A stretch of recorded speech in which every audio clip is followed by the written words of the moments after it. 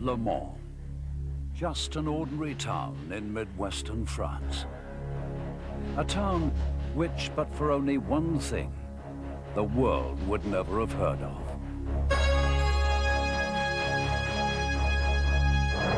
It happened 68 years ago, when the burghers of Le Mans decided to hold a motor race. It would be a test of real endurance, a test that would last 24 hours. A circuit was devised on public roads just outside the town. A tradition had been started, a tradition which quickly caught on with the public. A tradition which, before long, would appeal to manufacturers. Winning at Le Mans would really mean something. A tradition which has seen legends born. And, tragically, legends die.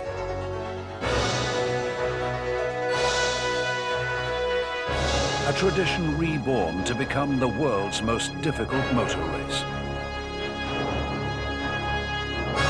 A tradition which is the 24 Hours of Le Mans. Ever since those 5 Bentley wins in the 20s, the British have always had a love-hate relationship with Le Mans. But obsessed, they still keep going back. That's the tradition, really. It's the time. I don't think it's any one. I don't think it's the Mulsanne straight. Drivers don't particularly like it. There's no good reason for it. There are no spectators there, and then the speeds were so high, and you just sat there waiting for something to break or a tyre to blow. And so it wasn't that, but it's perhaps the greatest, arguably the greatest race in the world to win.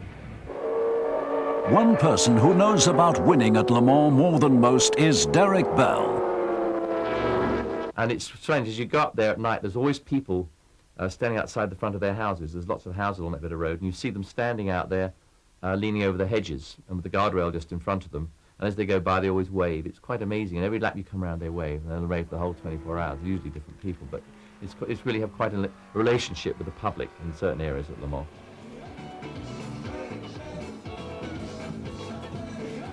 Derek Bell's son, a driver in his own right, grew up surrounded by motor racing. The annual trip to Le Mans is still a vivid childhood memory. Every year it was the main family event, going to the hotel in Le Chartres, and so really my whole memories of Le Mans are just all put into one. You know, one whole continuous kind of, I can't differentiate the years really, apart from when things really went wrong or badly, but it was just, it's like a part of growing up. When, I mean, my sister and I, when we both think about growing up, it was just us when we were, you know, little, going through how we used to go home in the middle of the night. And then as soon as I got to about 9 years old, I said, I'm not staying, I'm a man now, I want to stay all night. And then, you know, Dad kind of moved me out of the caravan when, you know, they came in, because I was lying in the middle of the driver's bed. And it's funny, I mean, memories the whole time of Le Mans. It just never, it's such an event, as you know, anyone who's been there, it's such an event. But I think we had more fun probably than you did, because we used to drag Mum to the fairground, you know, which is right across the other side of the circuit. You know, 9 years old, 10 years old, I was so impressed that, you know, you could see all the weird and naughty and rude things that go on there. It was very impressive. So when I was 14, I used to go there the whole race. I mean, it was great.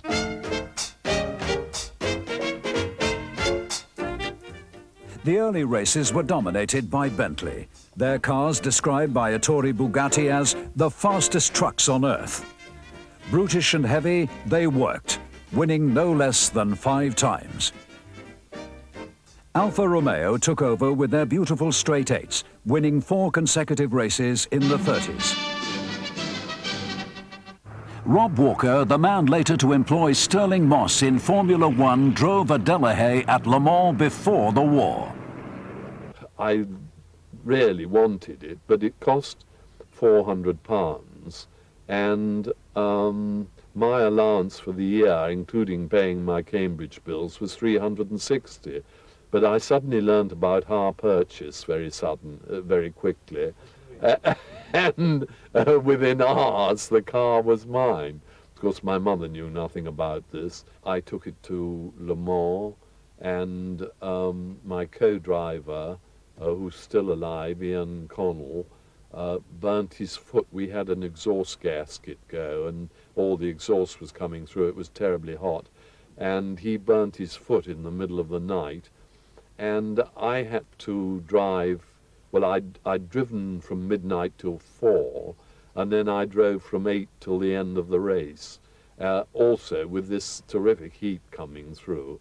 And I'd come in every now and again. I fortunately had rope-soled shoes, and I'd jump in a bucket of water and wet the whole of my shoes and my trousers to cool off, and then get back in the thing.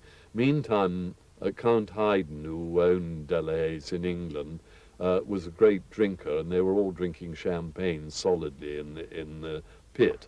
And suddenly, about 2 o'clock, they thought of this poor bastard who was out there in the heat, and nearly all the champagne had gone. So they called me in for a quick glass to revive me to do the last 2 hours, and I finished 8th, I think,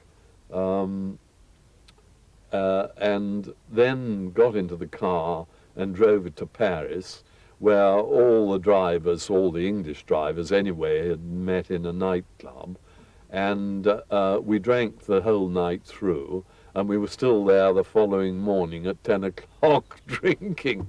So quite a session. But mind you, we'd been up all the night before as well, racing, so it wasn't too bad an effort. I was to race it in France the day war broke out, and as I was getting starting money, which was an unusual thing in those days, if you didn't appear, you had to pay up what they were going to pay you to start. And I wasn't going to lose my money for anything, so I stayed till the very last moment, and I think I got it back on the last boat before war broke out. I did run it at the beginning of the war. I had 2 Delahayes at the time. The second post-war Le Mans race was held in 1950, and it marked the resurgence of British interest, with works teams appearing for the first time from Aston Martin with 3 DB2s and Jaguar with 3 of their new XK120s. There was also Allard, Jowett, Fraser-Nash and Riley, but it was the French who won, their Talbot logos finishing 1st and 2nd. Jaguar had now rebuilt their production XK120 for racing and called it an XK120C. Peters, Walker and Whitehead won for them 9 laps ahead of the second-place Talbot. The next year, the C-types were rebodied, and with the likes of a young Sterling Moss on the strength, hopes were high for a second Jaguar victory. But Aston Martin now had a lightweight version of their DB2, and Mercedes with their curious gull-wing doored 300 SLs. And it was they who took the honours, finishing 1st and 2nd. It was Mercedes' one and only win in the race. 53 saw more interest still, and Jaguar now had the disc brake with which to demonstrate their technical superiority. They had 3 C-types ranged against 4 Ferraris. Alfa Romeo were back with their futuristic Disco Volante flying saucer, as were Lancia with the beautiful D20. Briggs Cunningham set the trend for a long-term American interest in the event, and Aston had 3 new DB3S models. The Italian cars suffered badly with crashes and mechanical ailments, but the Jaguar and Cunningham teams finished intact. Jaguar were 1st, 2nd and 4th, Duncan Hamilton and Tony Roach driving the winning car. The following June, Jaguar had their new D-type, but with Mercedes, Alfa and Lancia missing, only Ferrari and Aston Martin offered real opposition. After 24 hours of struggle, last year's winners Roach and Hamilton were beaten into 2nd by the Ferrari 375 of Frolian Gonzalez and French champion Maurice Trintignant. The next year saw the return of Mercedes with their magnificent 300 SLRs, complete with Moss and Fangio, and a demon boot lid which lifted to form an air brake. Mercedes had not developed the disc brake habit from Jaguar. Nothing would have caught them, but an horrific accident left 80 spectators dead and saw orders from Stuttgart to withdraw. Officially, Mercedes have been out of motor racing ever since, until now.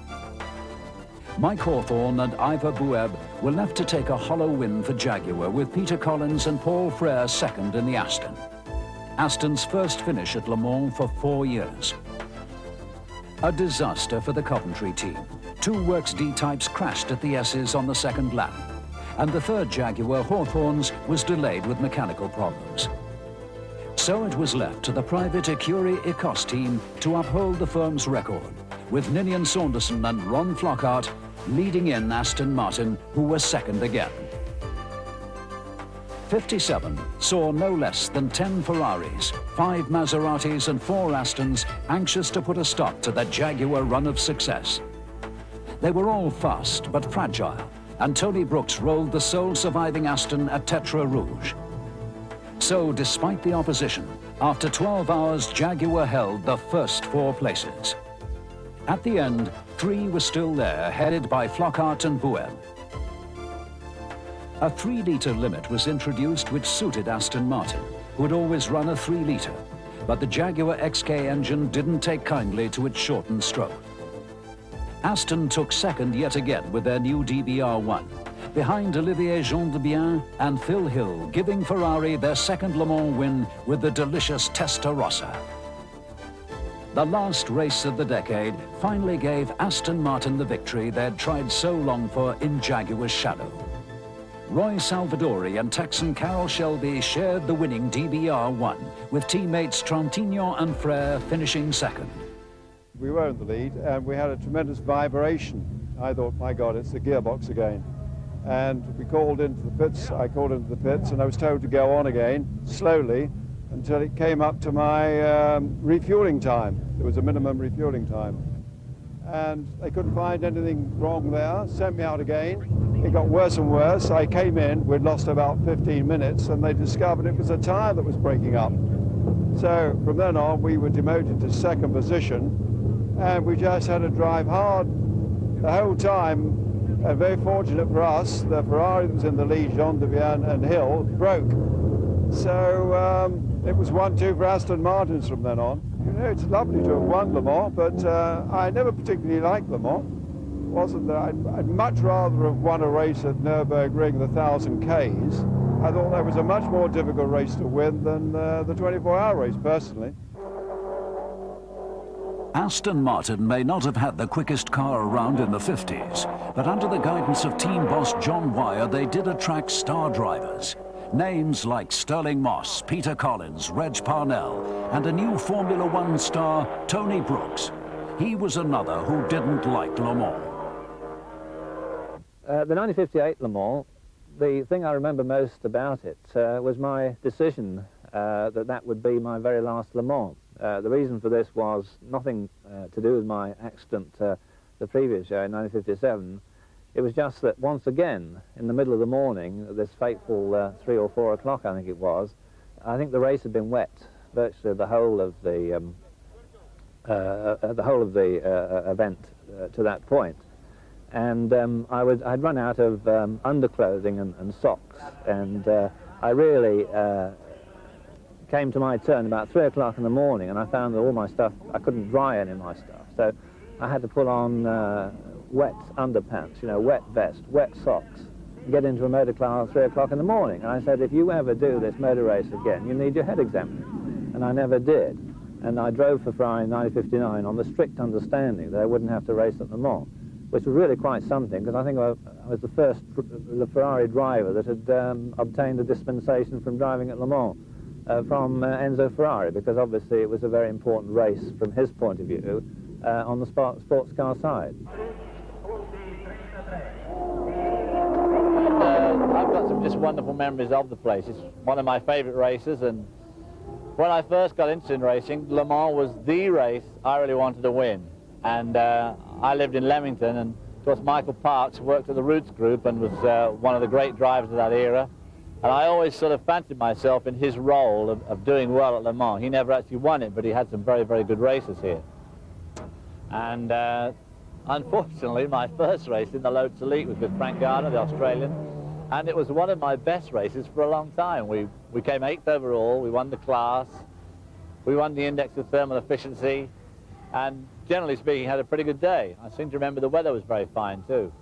And of course the circuit then was very different to what it is now. Much narrower, because the countryside came right to the edge of the road. I mean, it was literally the road, a bit of a grass verge, and a ditch or a hedge or the trees or whatever. I mean, there they were. No rails, no... on the main straight, where the big poplar trees are on the Mulsanne Straight, they did used to lean straw bales on them, I must admit. So I suppose there was an attempt at safety, but it was very different, had a very different look about it from a driver as to what it does today. The event became so big, it became a movie. It all began when a superstar who loved auto racing decided to do a picture about his sport. He wanted to film it all at actual racing speed, to use no trick photography. In short, to attempt the first completely realistic racing motion picture. But I remember vividly when we worked on that Steve McQueen film, the Le Mans, as it was called. I've got some lovely footage, funnily enough, a video that they sent me from the film company just in the last couple of years of the sort of behind-the-scenes shots. And there's some great footage of Justin walking along, pushing his stroll, you know, on his little box thing with the little square cubes and pushing that along, Melanie being carried by Pam. It was really quite amusing to see all that stuff.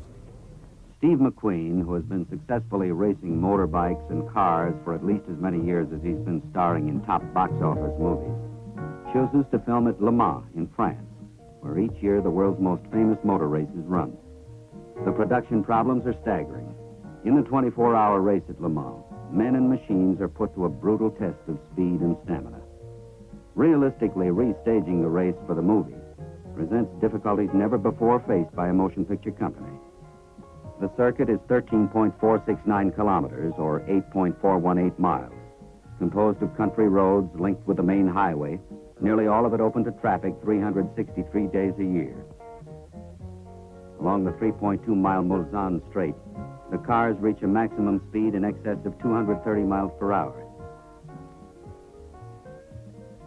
Just to capture the grand spectacle on film is an ambitious task. There are 55 cars and 110 drivers, representing countries from all over the world. And ever present is the element of danger. Beneath his racing suit, each driver must wear fireproof underwear capable of withstanding 2,400 degrees Fahrenheit, the temperature of burning gasoline, for 15 seconds. His blood type must be indicated on either suit or helmet. Each car has 2 alternating drivers. No one may drive more than 4 consecutive hours, and each driver must have at least 1 hour rest between turns at the wheel. Yellow flags and yellow lights along the circuit indicate the presence of an accident, or as it is called in the racing world, a shunt. From the beginning, Steve realizes better than anyone else that filming at high speed will be as dangerous as racing at high speed. Arriving in Europe, he is struck by the somber and majestic presence of an ancient cathedral a short distance from where the finest drivers in the world will challenge one another in the Grand Prix competition. He feels satisfied. It's the right setting for a very special motion picture. As the day of the 1970 Le Mans race approaches, his production company actually prepares their own camera car to run in the race. The car, a Porsche 908 Spider, is examined very carefully by the scrutineers, for it has 3 movie cameras mounted on it, and yet is expected to go as fast as the other cars in its class. It gets off to a quick start and stays in position very well. Out of the 55 cars starting the race, only 15 finish. The camera car finishes second in its class and 8th overall, a good finishing position for any car, let alone one with 3 cameras on it.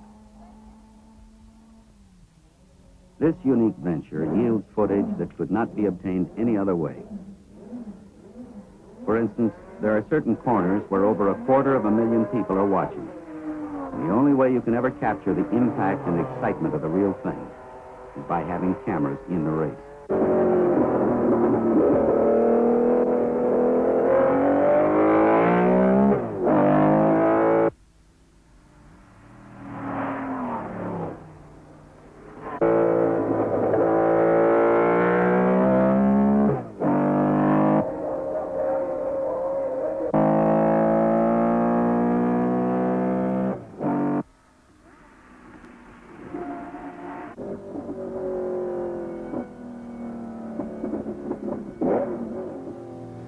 That year, 1970, the race was won by Richard Atwood, driving car 23, a 4.5-litre Porsche 917. Initially, it was I would say, the worst car I ever drove, and ultimately became probably the best car I ever drove. So, and the two are very distinct. Mainly through aerodynamics. Porsche designed a car that would go through the air very well, in fact, incredibly well, like a bullet, but nothing, in fact, to keep it on the ground, and that was its problem. And we went testing with the car 3 months after Le Mans at Zeltweg, and it was when John Wyatt got involved with the team. And we'd told the Porsche factory that, you know, it was definitely aerodynamic, not the suspension. They'd redesigned everything except the bodywork. And of course the car was exactly the same. We chucked the rear tail off the body, and the car was fantastic. So we just rigged up, in fact, the short tail deck that was still, the cars here have all got the same tail, I think. And that's the one we stuck with, and it was great. Straight away, it was immediately brilliant. What was it like actually to win that great race? Oh, well, for me it was quite difficult because I was incredibly tired throughout the whole race, and of course as towards the end I got even worse, and I couldn't eat anything. I'd hurt my glands here, and it wasn't until I got home that I found out I had a mild form of mumps. And there was all the factory people were there, and we had a dinner party after the race, and I couldn't stop falling asleep. And I left at 9 o'clock. I mean, I was just a hopeless case, and I didn't know. I mean, that's what I really remember probably more than anything about Le Mans, which is ridiculous, but it's true. In 1971, the 917 won again, this time driven by Helmut Marko and Guys van Lennep, who covered a record distance of 3,315 miles. The circuit has been progressively tightened, and this record still stands today, although Jaguar came within less than a mile of it in 1988, in spite of the Ford chicane, the Porsche curves, and the Dunlop chicane. In 1976, the turbo era arrived, and with it Porsche's total domination of the results. By 1982, they were backed by Rothmans, and using the 956, the direct antecedent of today's 962s, the companies clocked up an unprecedented string of 7 consecutive wins. Ending here in 1987, when Le Mans specialist Derek Bell and Hans Stuck, assisted by the late Al Hobart, smiled down from that famous balcony. So a total of 12 wins for the Zuffenhausen team, easily beating Ferrari's 9 victories and Jaguar's 7. The mentality of driving is different to any other race. And I don't know why I should have ever been successful, but I mean, really the reason is that I've been with great drivers, with a great team, with a great car, and at the end of the day we had a great amount of luck. We put it all together and we won a few times. So that has worked, because it's a different mentality you have to have when you're doing a sprint race or a 1,000 Ks or a 500-kilometre race or a Grand Prix. But don't get involved in other people's accidents. The first lap, don't get tigering into the first corner, it's ridiculous. And I remember when Jan Lammers hit Jackie Ickx up the tail in '83, and we lost a whole lap on the first lap, which is tragic because we lost the race by 27 seconds then. And we could have won it by a long way, which would have been 3 in a row. When I first went to Le Mans, we used to say, right, you will lap. And John Wyer would say, oh boy, I want you to lap in 3 minutes 35. And we would lap in 3:35, and if we went to 3:34, the little board would come out and they'd sort of wave it, sort of like slow down, and if you would blow it the other way, they'd bring you up. And old John would always say at the end of the race, he'd do his figures over the next couple of weeks, and he'd say, do you realise Le Mans was won at an average of 4 minutes, and we were doing 3:35s and had a problem. If you'd kept running at 4 minutes, you'd have won it. Now that's, to general spectators say that's ridiculous, but it is all about timing and that sort of strategy. But nowadays you have to drive in a different strategy altogether, and that is, what is the fastest we can run, and of course get through on the fuel limit, which, as most people are aware, we have a fuel limitation, which is fairly critical.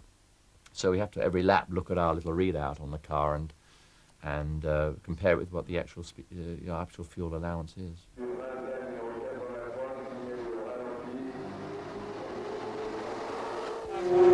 To get to the night time is one achievement, but that's only after probably 4 or 5 hours, 5 or 6 hours. And then when you get through in the morning and it starts getting light around 3, 4, about 3:30, 4 o'clock in the morning, you think, God, we're nearly there, and you're only halfway, you know. And it's a great race. But the Lola was a really different car. It was a really exciting car. The press went absolutely overboard about it because they thought it looked such a stunning car, which it wasn't. All subsequent sports cars were made like it. That is a special memory for me, going there with a Lola. you know, Eric Broadley really struck on something there. The most successful driver of all time at Le Mans must be six-time winner Jackie Ickx. He is now consultant manager to the first Japanese firm to win the 24 hours. I have experienced in my life all sorts of situations, from driving to building cars, or now being a consultant manager for Mazda. I think it's very interesting, and it's also, there is a very important point, is to discover Le Mans, but on the other side. And you can't believe how difficult it is and how complicated it is to build a team for Le Mans. Here we have the Mazda team, about 100 people working for 3 cars, and it's so complicated and so hard to organize, it's just unbelievable. Do you ever get the feeling you'd like to be driving? No. I retired 5 years ago. Definitely I don't want to drive anymore. I think I've experienced all these things, and being team manager with a partner like Mazda is very important and very nice, because I think I've always been interested by new situations. And this is a very special situation I like very much. Now, you were one of the youngest drivers ever to win Le Mans, and I think the first time was with a GT40. That's correct. In '69 I won my first Le Mans. But you have to remember that for a driver, winning Le Mans once in his life, it's already a hell of a success. And the most unbelievable thing about me is that I had the chance to share the car with a lot of very good co-drivers, and also to pick up very often the right team. So that's how we came to a success of 6. GT40, I'd have to say, for Le Mans, was probably one of the best and most comfortable cars that I ever drove here, in any long-distance racing, in fact. We used to do the whole World Championship then, which was all long races, 6 hours or more. And the GT40 was an absolutely cracking car for that type of job. Comfortable, good visibility, nice gear shift, good brakes, had no quirks. It wasn't a nasty chassis to drive. It wasn't twitchy. Very, very nice car to drive, especially for a long race. And of course then, we used to do 4-hour stints. Some of the stints were as much as 4 hours, especially in the night. And of course we always only used 2 drivers, none of this 3 and 4 driver stuff. In the early 1960s, the American Ford Motor Company decided that it was time it went down in the annals of motor racing history beside such names as Bentley, Jaguar, Ferrari and Porsche. They were going to win Le Mans. 25 years ago this year, they achieved that ambition. By today's standards, the lengths to which Ford went to achieve that win were simply incredible. They entered through a variety of teams like Shelby American, Holman and Moody and Allen Man Racing, no less than 13 cars. And their 26 drivers included people like Graham Hill, Denny Hume, Dan Gurney, Bruce McLaren, Chris Amon, Mario Andretti, Joachim Rindt, Ines Arlen, Guy Ligier, Peter Revson, today's Mercedes team boss Joachim Nierpasch, and having his first drive at Le Mans, Jackie Ickx. Arranged against Ford were 14 Ferraris. The works fielded 4-litre 330 P3s for drivers such as Mike Parks, Ludovico Scarfiotti, Lorenzo Bandini, Pedro Rodriguez, and Richie Ginter. Amongst the supporting Ferrari drivers were Richard Atwood, Maston Gregory, Bob Bondurant, Targa Florio specialist Nino Vaccarella, Piers Courage, and Mike Salmon. There was one lone wolf outsider, the 5.3 Chevrolet engine Chaparral, a sports prototype built in Texas and driven by Joe Bonnier and Phil Hill. A field then which included 5 World Drivers' Champions and 15 active Grand Prix drivers, not including John Surtees, who had refused to drive for Ferrari. Compare that list with the driver lineup for today's race. With such power at its disposal, it's not surprising that Ford were able to take victory. The only real competition came from the Parks Scarfiotti Ferrari number 27, and that was gone just after half the distance along with most of the other Italian machines. By 10 in the morning, 3 Fords headed a string of 5 Porsche 906s, and these were led by the number 30 car in the hands of Joe Siffert.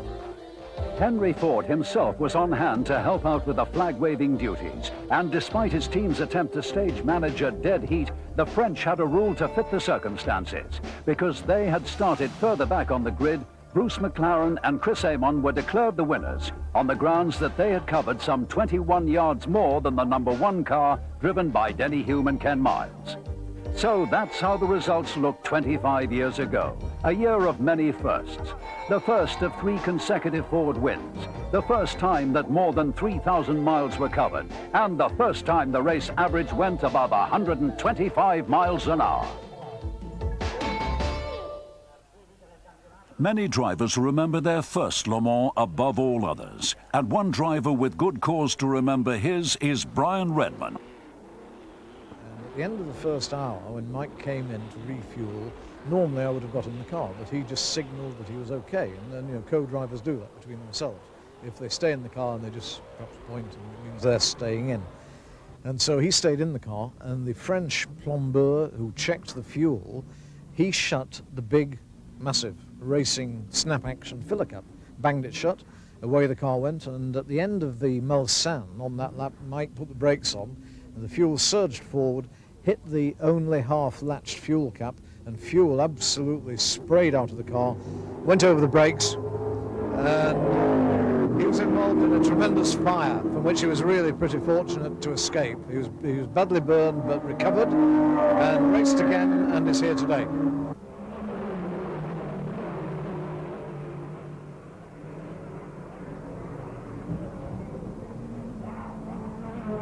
The GT40 would have had to be the best long-distance car I ever drove until the advent of the Porsche 956, and then when it evolved into the 962. The 962 was somewhat similar. Synchro gearbox, absolutely bulletproof car. Run it all day and all night, take it away and do the next 1,000-kilometer race, and it would still run all day and all night on the same engine, same gearbox.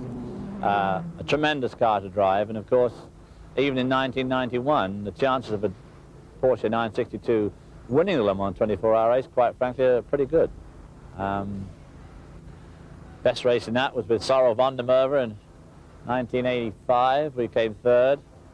Sorrel was the Iron Man of racing. He ran over a wheel rim in the middle of the night, going down from the Mulsanne to the Indianapolis complex. Couldn't see it, of course, in the dark. It was just over that little crest, and ran over this wheel rim, came through the floor, and dug itself into his leg. And that was in the days of the first fuel consumption formula for Group C. And he knew he'd got about 6 laps to go, and if he stopped out of sync, it was going to screw us up further on down the race. So Sorrel, being Sorrel, just kept going for about 6 laps.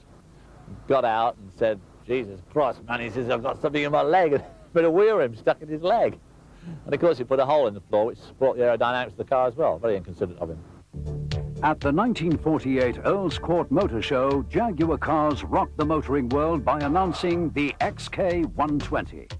Equipped with a new double overhead camshaft straight-six engine of 3.4 litres, the car was a sensation, and the company was soon in competition, entering a team of 3 cars in the second post-war Le Mans. The Leslie Johnson-Burt Hadley car got as high as 3rd before being forced to retire with clutch trouble. The other 2 finished in 12th and 15th positions. Within a few days, the XK120 notched up its first international success. William Lyon's son-in-law, Ian Appleyard, won the Coup des Alpes, the start of a famous partnership between the Leeds Jaguar dealer and the NUB 120. For 1951, Jaguar built special competition versions of the XK120 with lightweight tubular chassis and streamlined aluminium bodywork. The 3 C-types, as they were known, started amongst the favorites. A young Sterling Moss was one of the drivers, having his first taste of Le Mans, and before retiring, he set the fastest lap at 105.2 miles per hour. 2 of the 3 cars retired, but 75 miles ahead of the field at the end of 24 hours was the C-type of Peters, Walker and Whitehead. 1952 was a disaster for the team. New long-tail, droop-snoot bodywork interfered with the cooling arrangements, and within 4 hours, all 3 cars had retired with overheating. In 1953, the C-type bodywork was changed back to the 1951 style, and the cars were fitted with Dunlop disc brakes for the first time. Ferrari, Lancia, and Alfa Romeo were all potential victors, but it was the Jaguars which survived. Duncan Hamilton and Tony Rolt beating the distance record by over 200 miles, and the first to achieve a race average of over 100 miles an hour. C-types finished in 2nd and 4th places too. The following year, 1954, Jaguar brought along the revolutionary monocoque D-type. Last year's domination was not to be repeated, and the best that Hamilton and Rolt could achieve was second behind Froilan Gonzalez's Ferrari. In 1955, the D-Type won in the hands of Mike Hawthorne and Ivor Bueb, but it was a hollow victory, achieved after Mercedes withdrew their brilliant 300 SLRs from the race, when one of their drivers, Pierre Levesque, and 80 spectators lost their lives in a tragic accident opposite the pits. A second Belgium-entered D-Type finished third. In 1956, 2 of the 3 works cars were eliminated in a crash on the second lap. Mike Hawthorne in the third car lost a lot of time with a cracked fuel pipe. It was left to the Ecurie Cos-entered car of Sanderson and Flockhart to uphold Jaguar honours, and beating the Aston Martin DB3s of Sterling Moss and Peter Collins into second place. Mike Hawthorne recovered and in finishing 5th set fastest lap.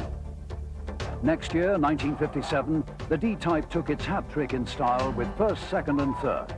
Ron Flockhart and Ivor Bueb driving the winning car. It was to turn out to be the swan song of the D-Type. A 3-litre limit was imposed for 1958 and Jaguar had no suitable engine.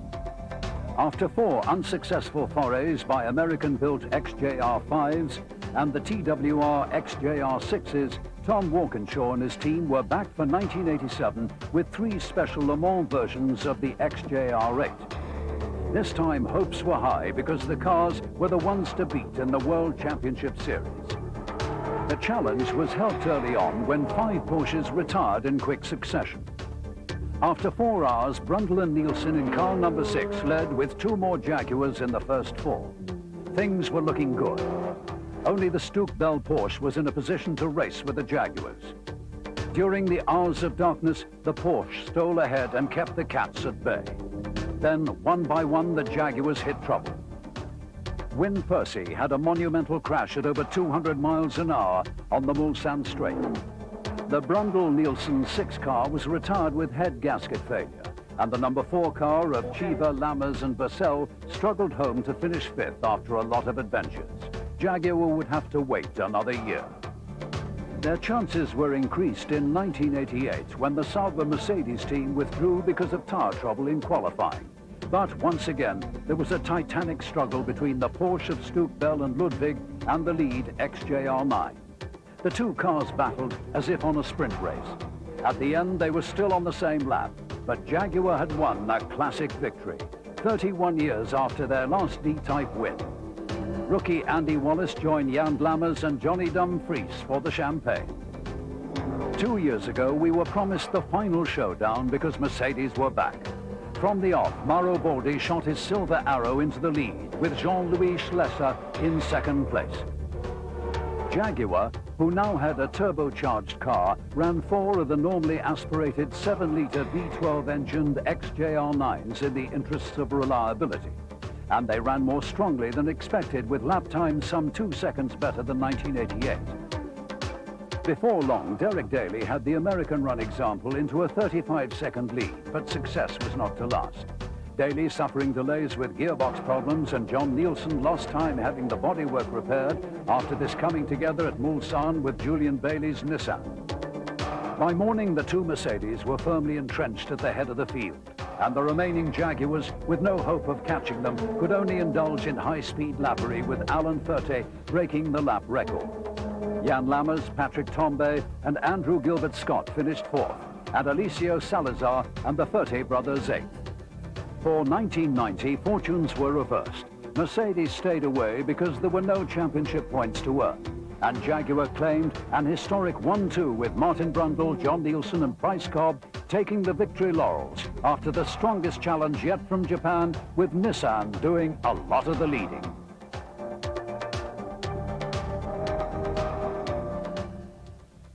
Le Mans today is a bright and vibrant place. Back in 1958, post-war Europe saw the introduction of a 3-litre limit and new and controversial pits. Even great races like this were presented to the British public in a style which reflected the austerity of the war years, as shown in this rare film of 1958. Since we were last here, in 1955, vast alterations have been made to the pits area. And these magnificent buildings have risen 3 stories high, with the top floor available to the public. Stangalini and Oscar, both using 750cc four-cylinder engines with twin overhead cams.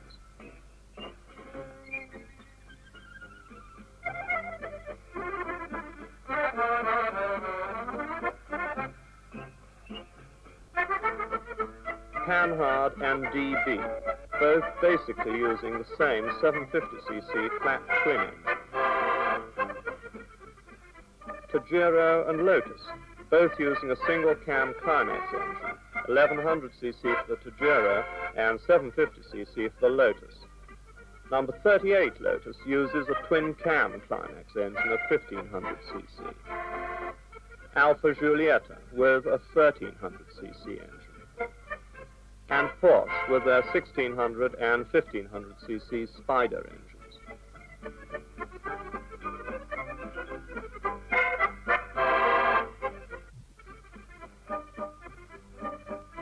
We see Bristol with a new space frame and disc brakes.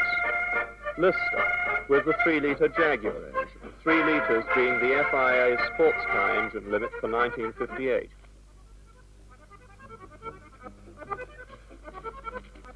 And the Testarossa Ferraris, V12s with one single overhead camshaft to each bank of cylinders.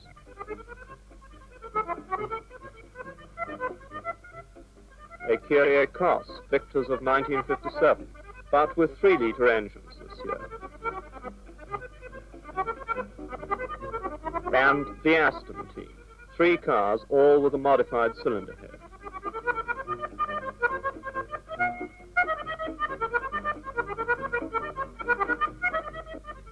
Lofty England of Jaguar and Reg Parnell talk things over.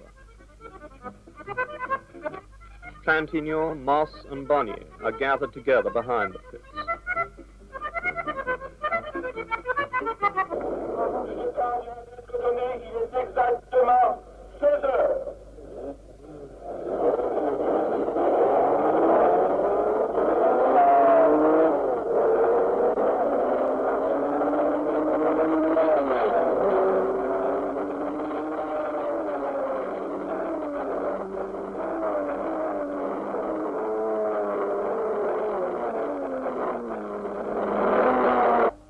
Now Moss, followed by Hawthorne, both lapping at about 118 miles an hour.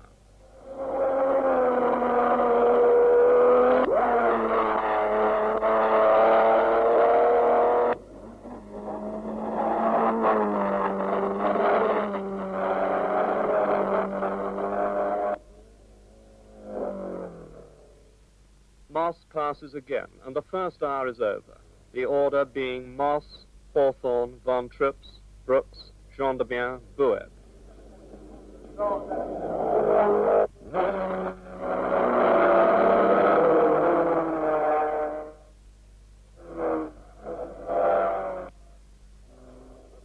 Now at Tertre Rouge, a corner where many have overdone it in the past and ended their race buried in the sandbank on the far side of the road.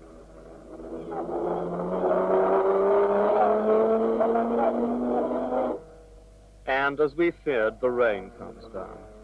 And although it is only 6 p.m., near darkness descends as the cars hurry down to Tertre Rouge on a skating rink-like surface. Now we hear that Moss, who nearly spun at Tertre Rouge, has retired with engine failure at Mulsanne. So the lead changes, and after the first refueling pit stop, Seidel in Von Tripp's car is first. Hill in Gendebien's Ferrari is second. Trintignant in Brooks' Aston third. Collins in Hawthorne's Ferrari is fourth. Duncan Hamilton, driving his own Jaguar and apparently enjoying himself in the wet, is lying sixth. Collins lying fourth and lapping in the wet some 10 seconds faster than either of the two remaining Works Astons. As it becomes really dark, the sad fact emerges that few of the big-name English cars and drivers are left. Only Brooks and the private Aston of the Whiteheads, together with Duncan Hamilton's Jaguar, seriously in the running. Then, the positions at 4 a.m. after 12 hours racing, being Gendebien Hill, Hamilton Boer, Brooks Trintignant, Vera Hermann, Porsche. The Ferrari having passed the Jaguar again just after midnight when the roads started to dry. Von Tripp's car having been put into the ditch by Seidel, letting the Works Aston into third place.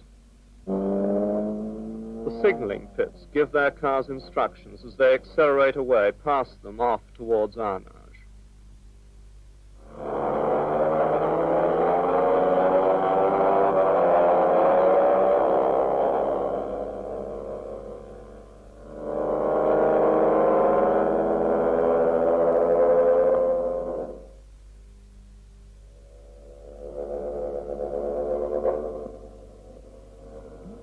Hot coffee is welcome at this time of day. An ever-watchful gendarme sees the remarkably consistent AC through Mulsanne.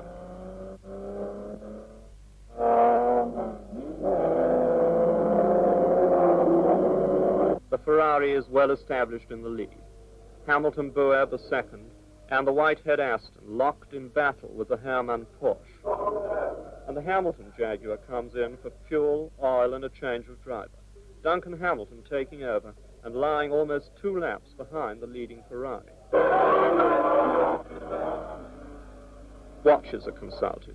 The caravans in the paddock empty as the whole crowd gathers to watch the finish.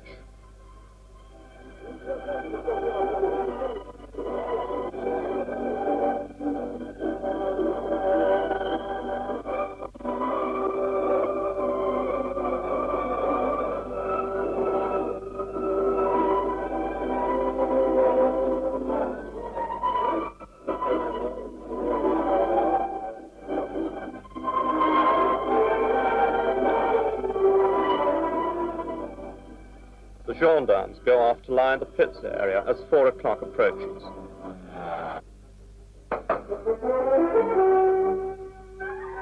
And the checkered flag is given as the cars come up from White House. Here comes the second place Aston.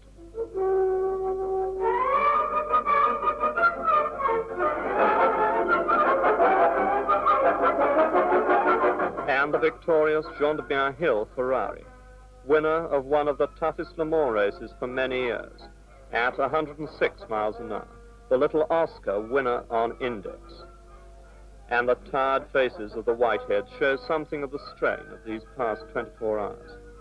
They have not won, but they have driven the first British car home at an average of 101 miles an hour.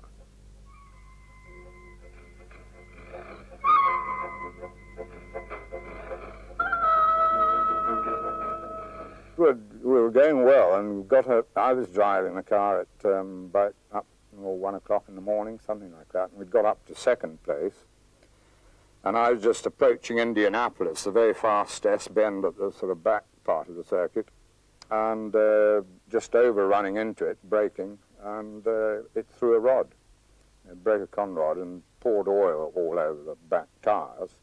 And I spun, all the way around both the right hand and the left hand. I was working my arse off, trying to keep away from hitting the wall, because I thought, boy, if I take it back bent, they'll never believe the engine's broken. So that was the end of that race. A great shame, because if we'd have just kept going, of course, the old story, we would have won it again, I think. To win at Le Mans is a great achievement for any driver. Derek Bell knows more than most just what it takes. I've always been with great drivers, so that's the essence, is having great drivers with you. Then, of course, you have to have a great team with you, of mechanics, a great team of engineers, and, of course, most of all, the best car that there is available. As long as everybody puts it together, it all gels together, then you have, a perfect package. We are really the icing on the cake. We're the ones at the end of the day that steer it, and all the work that's gone on for weeks before is finalised by us putting the icing on the cake. But, of course, we have to be very fit, and, of course, we need that vast amount of luck when it comes to it.